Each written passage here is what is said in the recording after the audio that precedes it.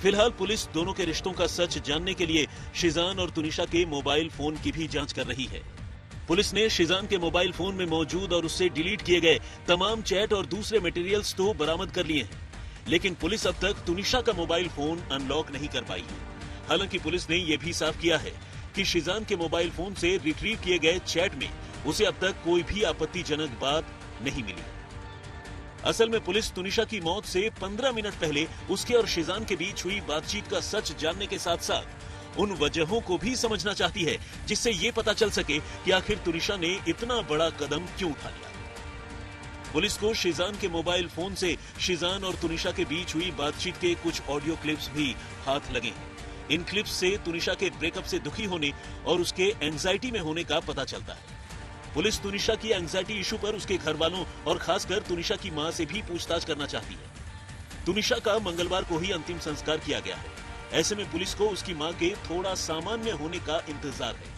असल में तुनिशा की खुदकुशी के बाद लोगों को उसके एंजाइटी इश्यूज के बारे में पता चला और साथ ही ये भी पता चला कि उसे अलग अलग मौकों पर अलग अलग वजहों से एंजाइटी अटैक्स पड़ते थे। करीब 15 दिन पहले शिजान के ब्रेकअप कर लेने के बाद भी तुनिशा को ऐसा ही एक एंजाइटी अटैक आया था, जिसके बाद उसे अस्पताल में भर्ती होना पड़ा। यहाँ अस्पताल में ही तुनिशा ने अपने मामा को शिजान के उससे ब्रेकअप कर लेने के बारे में बताया था। फिलहाल पुलिस तुनिशा की एंजाइटी इशू की गंभीरता को समझने की कोशिश कर रही है। तुनिशा को एंजाइटी सेट पे अटैक आया था, तो इन लोगों ने उसको एडमिट किया। तो हम लोग वहाँ पहुंचे तो उसने सिर्फ इतना बोला, मैं भी था, उसकी मम्मी भी थी, डॉक्टर भी थे, कि मेरे साथ चीटिंग हुई है, मेरे साथ गलत हुआ है, वो ऐसा कैसे कर सकता है, ये सब बोल रही थी। वो बार बार रिपीट कर रही थी एक ही बात को। बस तभी पता चला कि कुछ प्रॉब्लम चल रही है शहजान के और उसके बीच में। फिर तुनिशा की मम्मी ने समझाया भी कि अगर तुम्हें रिश्ता नहीं रखना था तो इतना क्लोज आने की क्या जरूरत थी पहले।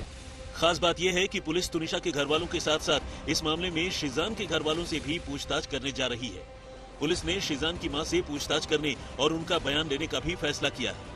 असल में शिजान ने अब तक की पूछताछ में ये कहकर मामले को एक नया मोड़ दे दिया है कि तुनिशा के साथ साथ खुद उसके घर वाले भी इस रिश्ते से नाखुश थे, जबकि शिजान की बहन ने कहा है कि वो तुनिशा को काफी पसंद करते थे। पुलिस ने इस मामले की जांच करते हुए मुंबई के नया गांव में मौजूद मदर नेचर स्टूडियो से तो सबूत इकट्ठा किए ही हैं। पुलिस ने सेट पर हुए शूट का डीवीआर भी अपने कब्जे में ले लिया है, ताकि वो इन दोनों कलाकारों के हाव भाव को देखकर दोनों के बीच चल रही बातों का अंदाजा लगा सके। पुलिस सोमवार की आधी रात करीब 2 बजे शिजान को लेकर उसी स्टूडियो और मेकअप रूम में भी गई, जहां तुनिशा ने फंदे से लटक कर खुदकुशी कर ली थी।